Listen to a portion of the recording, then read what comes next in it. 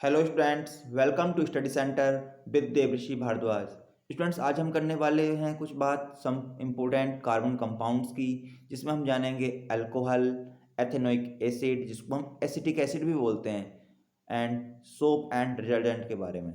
ठीक है, तो सबसे पहले बात करते हैं हम अल्कोहल की। देखो, compounds containing OH group attached to a carbon atom are known as alcohols। देखो, ऐसे कार्बन कंपाउंड्स, ऐसे हाइड्रोकार्बन्स जिसमें क्या होता है, एक OH ग्रुप अटैच रहता है, उसको हम क्या बोलते हैं, अल्कोहल बोलते हैं।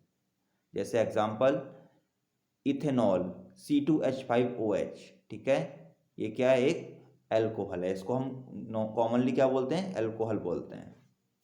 ठीक है, क्योंकि इसमें कार्बन है, हाइड्रोजन, और साथ ही साथ क्या, देखो C2H6 होता है। अगर हम नॉर्मल एक हाइड्रोकार्बन की बात करते हैं तो एथेन की हम बात करते, बट वहाँ पर H6, उसमें क्या रह गया, H5, एक H कम करके उसकी जगह OH आ गया है। ठीक है, तो ये क्या, एक अल्कोहल हो गया, अब ये अल्कोहल बन गया है। तो अल्कोहल समझ में आ गया। अब हम देखो कैसे इसकी प्रॉपर्टीज को जानते हैं। Properties of ethanol. ये एथेनॉल भी है, एथेनॉल ही है ये। ठीक है ना, एथेनॉल समझ में आया, 2 कार्बन्स हैं, मेथ एथ आएगा एंड OH की वजह से ऑल आएगा, एथेनॉल। बट ये क्या है, एक नॉर्मली हम कॉमन बोलेंगे तो हम क्या बोलते हैं, इसको अल्कोहल बोल देते हैं।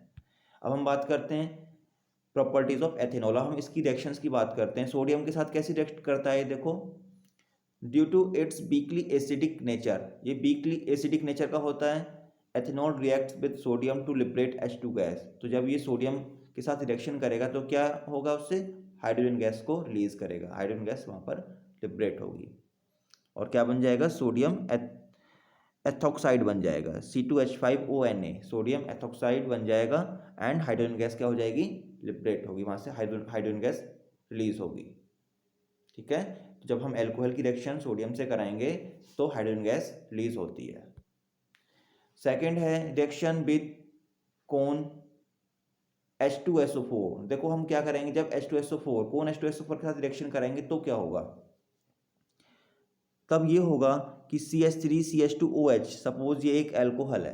ठीक है, अब इसकी रिएक्शन हमने क्या कराई, H2SO4, कौन H2 कंसनट्रेट H2SO4 के साथ कराई। ठीक है, और 443 कैलोरीज, दैट मीन्स हमने यहाँ पर क्या किया, इसको हीट भी प्रोवाइड कर रहे हैं, तो उससे क्या बनेगा, C2H4। ठीक है, ये बन जाएगा। देखो क्या बनेगा, ये C2H4 का मीनिंग क्या है, मेथ एथ, 2 कार्बन से तो एथ और 4 हाइड्रोजन लगाएंगे हम, तो कार्बन कार्बन में डबल बॉन्डिंग आएगी एक बार, दैट मीन्स इन, एथ इन बन जाएगा एंड H2O वाटर रिलीज होगा। ठीक है, तो आपको समझ में आ गया, H2SO4 के साथ रिएक्शन कराएंगे कंसनट्रेटेड H2SO4 के साथ, तो यहाँ पर क्या बन जाएगा, वाटर रिलीज हो रहा है।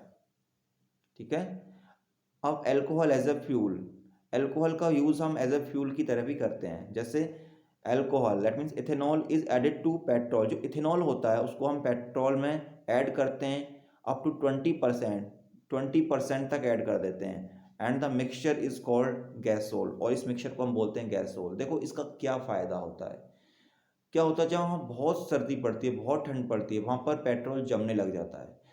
अब आपने सपोज बाइक में, कार्स में, गाड़ियों में पेट्रोल डाला है और वो ठंड की वजह से जम जाएगा, तो गाड़ी और व्हीकल्स हमारे चल नहीं पाएंगे, वो सब जम जाएगा, बेकार हो जाएगा, पेट्रोल बर्फ़ की तरह, जैसे नॉर्मली वाटर की बर्फ़ बन जाती है, ऐसा हो जाएगा। तो ऐसा ना हो उसके लिए हम क्या करते हैं, इसमें इथेनॉल, दैट मीन्स अल्कोहल को ऐड कर देते हैं अप टू 20%, उससे वो जमता नहीं है। और हमारे जो व्हीकल्स हैं उनमें पेट्रोल अपना फ्यूल जैसे उसमें नॉर्मल काम करता है वैसा ही काम करता रहता है। ठीक है, तो alcohol as a fuel use कर सकते हैं, वो ये बहुत इंपॉर्टेंट पॉइंट हो गया है। नॉर्मल लाइफ, नॉर्मल देखें तो हम इसका यूज़ करते हैं, जहाँ पर बहुत अधिक सर्दी पड़ती है वहाँ पर ऐसा करते हैं।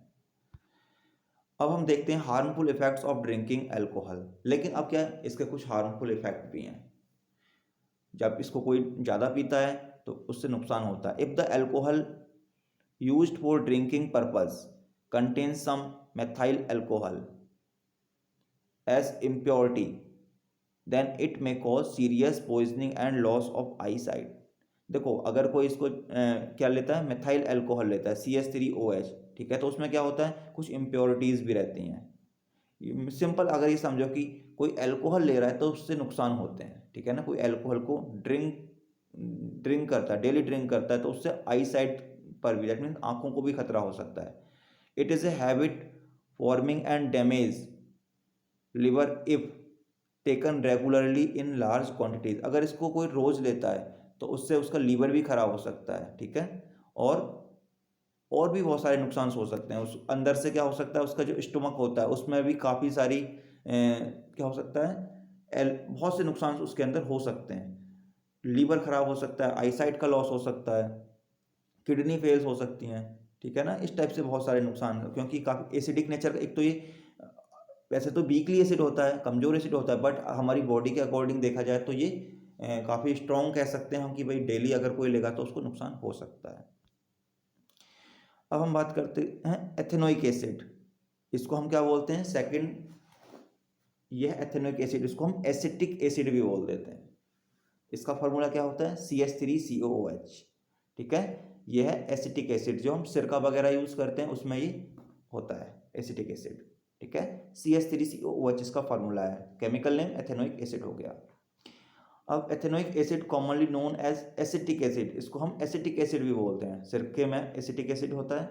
Belong to a group of acids called carboxylic acid. ये कौन से ग्रुप को बिलोंग करता है, कार्बोक्सिलिक एसिड ग्रुप को बिलोंग करता है।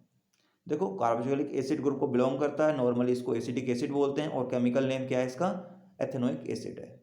फॉर्मूला है CH3COOH। अब इसकी केमिकल प्रॉपर्टीज क्या हैं, देखो रिएक्शन विद बेस, जब ये बेस के साथ रिएक्शन करेगा, CH3COOH NaOH के साथ में रिएक्शन कराई, सोडियम हाइड्रोक्साइड के साथ रिएक्शन कराई, तो क्या बन जाएगा, CH3COONA, सोडियम एसीटेट। देखो एसिटिक एसिड है, एसीटेट यहीं से आया है, एंड सोडियम यहाँ से आ गया है NaOH से, सोडियम एसीटेट। साथ ही साथ क्या बन रहा है, वाटर भी रिलीज हो रहा है, वाटर भी बन रहा है, ठीक है। यहाँ पर बेस के साथ रिएक्शन कराई है हमने। अब रिएक्शन कराते हैं हम, reaction with carbonates and bicarbonates. Carbonate that means Na2CO3 and bicarbonate that means NaHCO3, ठीक है। इसके साथ जब हम रिएक्शन कराते हैं तो सेम रिएक्शन होती है, क्या बन रहा है, सोडियम CH3COONA, सोडियम एसीटेट ही बन रहा है। देखो दोनों सोडियम तो दोनों में से यहीं से आ गया, sodium carbonate and sodium bicarbonate, sodium आ गया एंड एसीटेट हो गया। इसके अलावा कार्बोनेट के साथ रिएक्शन कराएं या बाइकार्बोनेट के साथ, दोनों ही केस में carbon dioxide gas and water release हो रहा है, H2 एंड CO2 दोनों में ही रिलीज हो रहा है। तो सिंपल है याद कर पाना कि सोडियम एसीटेट बनेगा and water and carbon dioxide gas भी रिलीज होगी, ठीक है। अब हम बात करते हैं reaction with alcohol. That means हम यहाँ पर क्या कर रहे हैं, हम अल्कोहल की और एसिटिक एसिड इनकी रिएक्शन आपस में करा रहे हैं, ठीक है। तो देखो CH3COOH एंड C2H5OH, ये अल्कोहल हो गया, ये एसिटिक एसिड हो गया, दोनों की रिएक्शन हम करा रहे हैं। तो क्या होगा उससे, CH3COOC2H5 प्लस H2O, यहाँ पर ये बन रहा है, इसको हम बोलते हैं एस्टेरिफिकेशन। दैट मीन्स एक यहाँ पर ईथर बन रहा है, ठीक है ना, एस्टेरिफिकेशन। ये क्या होता है, asters react in the presence of N acid, ये एक एसिड की प्रेजेंट में रिएक्शन करता है। तो ये देखो एसिड ही हैं दोनों आपस में, अगर हम देखें ये CH3COOH एसिडिक नेचर का होता है, और ए बेस या और एक बेस की प्रेजेंस में, to give back the alcohol, और इसमें बनता क्या है, एल्कोहल बन जाता है and carboxylic acid. This reaction is known as saponification. इस प्रक्रिया को हम क्या बोलते हैं, इस प्रोसेस को हम सेपोनिफिकेशन, दैट मीन्स साबुनीकरण, हिंदी में अगर मैं बताऊं साबुनीकरण, दैट मीन्स साबुन बनने की प्रक्रिया भी बोला जाता है। और क्या बन सकता है इसमें, जैसे इसमें बताया, इसमें क्या बताया कि यहाँ पर क्या बनता है, अल्कोहल बनता है, फिर से अल्कोहल बनने लगता है। तो इस प्रक्रिया को, दैट मीन्स जिसमें अल्कोहल बनता है या जिसमें क्या बनता है, साबुन बनता है, उस प्रोसेस को हम क्या बोलते हैं, सेपोनिफिकेशन बोलते हैं। सो आई होप आपको ये समझ में आ गया होगा। अब हम बात करते हैं सोप एंड डिटर्जेंट्स की। सोप क्या होते हैं एंड डिटर्जेंट क्या होते हैं, देखो सोप्स की बात करते हैं। सोप्स आर सोडियम और पोटेशियम साल्ट्स। ये क्या होते हैं, सोडियम एंड पोटेशियम के साल्ट होते हैं of long chain acid carboxylic acid. किसकी long chain, acid carboxylic acid की, ठीक है। और वहीं पर डिटर्जेंट क्या होते हैं, ये are they are ammonium and sulphate salts, ये अमोनियम एंड सल्फेट साल्ट्स होते हैं of long chain carboxylic acid, ठीक है ना। कार्बोक्सिलिक एसिड की लॉन्ग चेन में क्या रहता है, ammonium and sulphurate salt, ammonium and sulphurate salt याद रखना है।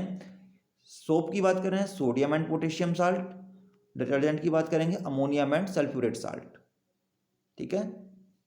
अब देखो इसके कुछ हम जानते हैं कि जो सोप होता है उससे कपड़े कैसे साफ होते हैं। तो देखो क्या होता है, आपके जो कपड़े रहते हैं उसमें क्या होता है, और जो गंदगी रहती है वो किस फॉर्म में रहती है, ऑयल के फॉर्म में रहती है, इस टाइप से, जैसे स्वेट होता है हमारा, पसीना होता है, या और भी धूल मिट्टी लग जाती है, उसमें क्या होता है वो मिक्स होकर ऑयल की ड्रॉपलेट्स उसमें कह सकते हैं हम ऐड हो जाती है, ठीक है ना। अब उसको कैसे हम वहाँ से रिमूव करेंगे, साबुन की हेल्प से क्या होता है, उसमें सोडियम एंड पोटेशियम साल्ट रहता है। तो देखो पहले साबुन का जो जो सोप होता है उसका मॉलिक्यूल कैसा होता है, कुछ ऐसा होता है, दिख रहे हैं मॉलिक्यूल्स बहुत सारे, ये सब सोप के मॉलिक्यूल हैं, ठीक है। इसके हम एक हमने सेपरेट कर लिया अलग, इसको देखते हैं, इसके टू एंड्स की बात करेंगे। एक तो हम बोलेंगे हाइड्रोफिलिक एंड, ये जो गोल सा दिख रहा है हाइड्रोफिलिक एंड है, और जो पतला वाला दिख रहा है ये हाइड्रोफोबिक एंड, इसको हम हाइड्रोफोबिक एंड बोलते हैं। तो ये जो पतला वाला होता है ये कहाँ किसकी तरफ हो जाता है, ये जो ऑयल ड्रॉपलेट होता है, जो कपड़ों में गंदगी होती है उसकी तरफ ये हो जाता है, ठीक है, और ये आउटसाइड में रहता है, तो ये गंदगी को वहाँ से अलग कर देता है। और इससे एक और चेंज आता है वाटर के अंदर कि जो उसका सरफेस टेंशन होती है वो कम हो जाती है। सरफेस टेंशन कम होने के कारण भी ये जो ऑयल मॉलिक्यूल हैं इससे अलग होने लगते हैं। और साथ ही साथ ये जो हाइड्रोफोबिक एंड है ये पतला वाला, ये क्या करता है, इसको यहाँ से अलग करने में हेल्प करता है, ठीक है, इसको अलग कर देता है। और जैसे हम इसको वाटर से या ब्रश से साफ करते हैं तो ये फिर वहाँ से ऑयल ड्रॉपलेट कपड़े से अलग होकर कपड़ा हमारा साफ हो जाता है, ठीक है। तो आपको समझ में आ गया कि क्या इसका प्रोसेस है साबुन का कपड़े साफ करने का, और आपको ये भी पता होना चाहिए कि सोप एंड डिटर्जेंट में क्या डिफरेंस है, ठीक है। सो आई होप आपको समझ में आ गया होगा। Thanks for watching, and if you like this video then like share and subscribe.